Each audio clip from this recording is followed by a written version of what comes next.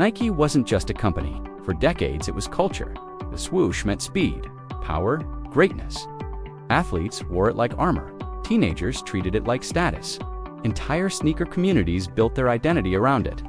At one point, Nike controlled nearly 40% of the global athletic footwear market. Think about that for a second. Almost half the planet's athletic shoes came from one brand. This was the company that turned sneakers into collectibles.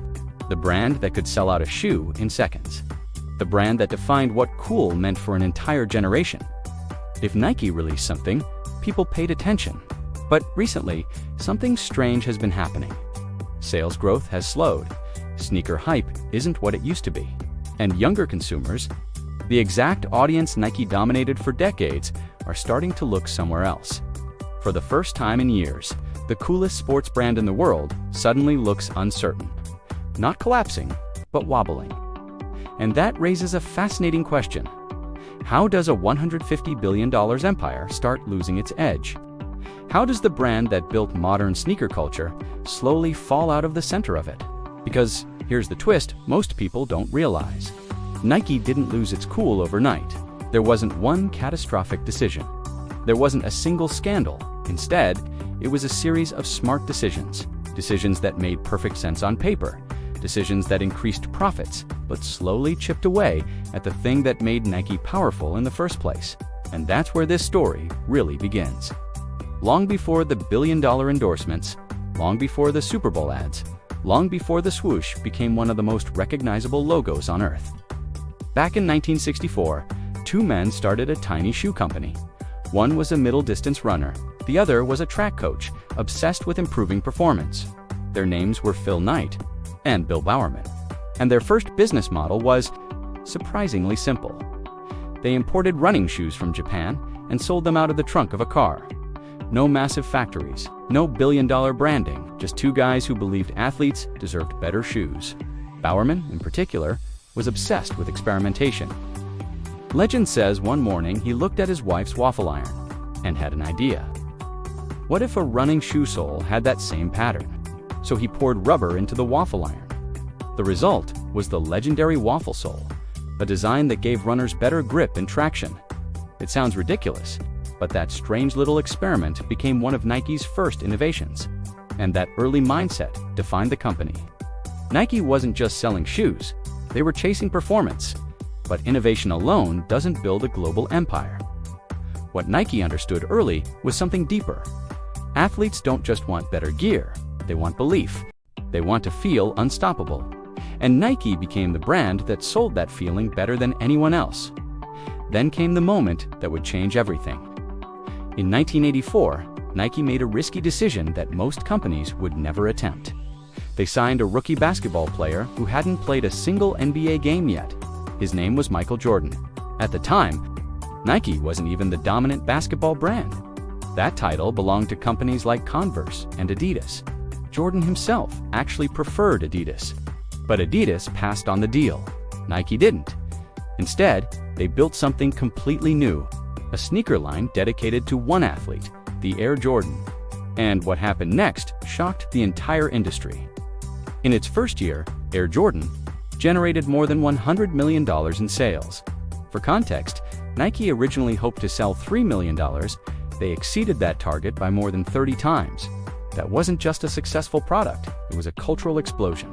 Suddenly, sneakers weren't just sports equipment anymore, they were identity. Kids didn't just want basketball shoes, they wanted Jordan's shoes. Nike had discovered a powerful formula. Instead of selling products, sell heroes. Over the next few decades, Nike built an empire around this idea. Athletes weren't just endorsers, they were storytellers. From Tiger Woods dominating golf to Serena Williams redefining tennis greatness. Nike turned athletes into living brand narratives. Every victory became a marketing moment. Every highlight became advertising.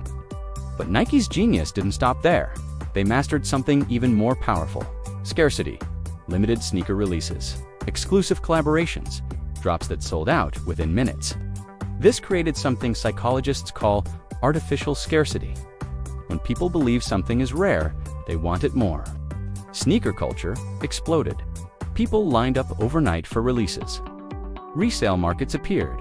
Entire YouTube channels were built around sneaker drops, and Nike sat right in the center of this universe. At one point, some rare sneakers were reselling for 10 times their retail price. Think about that. Nike didn't just sell shoes, they created a financial asset, a collectible, a cultural signal. For years, this strategy worked perfectly. Revenue skyrocketed, cultural influence expanded, and the swoosh became one of the most powerful symbols in modern branding. By the 2010s, Nike wasn't just winning, it was dominating. But here's the paradox of success. The strategies that make you powerful can also make you vulnerable. Because when you dominate a market for long enough, you start optimizing for efficiency. And that's exactly what Nike did. Around the late 2010s, Nike made a massive strategic shift. They decided they didn't need retailers anymore. For decades, Nike products were sold through stores like Foot Locker, department stores, and independent sneaker shops. Those retailers played a crucial role. They displayed the products, they built local sneaker culture, they created hype, but they also took a cut of the profits. Nike wanted control. So the company launched an aggressive strategy called direct-to-consumer, or DTC, instead of selling through retailers.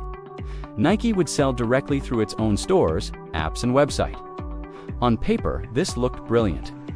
Higher profit margins, better customer data, total control over the buying experience, and the Nike SNKRS became the center of sneaker culture. At first, everything seemed to be working. Sales surged, investors loved it. But something subtle started happening behind the scenes. When Nike pulled back from retailers, those retailers needed something else to sell. Empty shelf space is dangerous in retail. So stores started looking for alternatives, and that created an opportunity for competitors. Brands like New Balance, Hoka, and On stepped in. Retailers gave these brands prime shelf space, marketing support, and visibility they never had before. And suddenly, consumers started noticing them. Running communities began embracing Hoka. Fashion communities rediscovered New Balance. Performance athletes started talking about On. While Nike focused on selling directly, its competitors quietly built momentum. And that wasn't the only problem. Nike also started releasing more and more products. Remember, the scarcity strategy, the limited drops that made sneakers feel special. That magic slowly faded. When everything is limited, nothing really feels limited.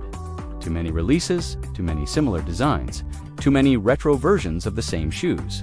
Some fans began to feel that Nike was flooding the market. And here's something most people don't know. When hype brands overproduce, they risk destroying the psychology that made them valuable. Scarcity creates desire. Abundance destroys it. Now, to be fair, Nike is still an incredibly powerful company. This isn't a collapse story, it's a dominant story, entering a complicated phase. Because culturally, something is shifting. Younger consumers love discovering new brands. They love finding what feels fresh. And freshness is hard for a company as massive as Nike. Think about it. Can a global corporation with 80,000 employees really feel underground? Can a $150 billion company still feel rebellious? Because rebellion is where coolness usually begins. And that might be Nike's biggest challenge today. Not product innovation, not marketing, but cultural positioning. Nike used to feel like the challenger brand. Now it feels like the establishment. And coolness rarely lives with the establishment. But here's the fascinating part. Nike has been here before. In the late 1990s, competitors like Reebok were gaining ground. In the 2010s, Adidas exploded again with the Yeezy era. Each time, Nike adapted. Each time, Nike found a way to reclaim attention. Because the company understands something most brands never figure out. Culture moves in cycles, and the brands that survive are the ones that evolve with it. So the real question isn't whether Nike is still powerful. It clearly is. The real question is whether Nike can rediscover the rebellious energy that made it iconic. Can a giant still feel dangerous? Can the swoosh feel disruptive again? Because history shows something interesting. The brands that dominate culture today are often replaced by the brands that feel new tomorrow. But legacy matters. Story matters. And Nike still has decades of cultural history on its side. So maybe this isn't the story of Nike losing its cool. Maybe it's the moment before Nike reinvents itself again. Because companies that understand storytelling usually know how to write the next chapter. And Nike has always been one of the best storytellers in business. But now, the story needs a plot twist. So here's the question I want to leave you with. Do you think Nike actually lost its cool? Or is this just the calm before another comeback? Let me know what you think, because the most interesting insights usually come from the comments. And if you enjoy deep breakdowns of how billion-dollar companies rise, stumble, and reinvent themselves, please subscribe now, because the next business story might surprise you even more.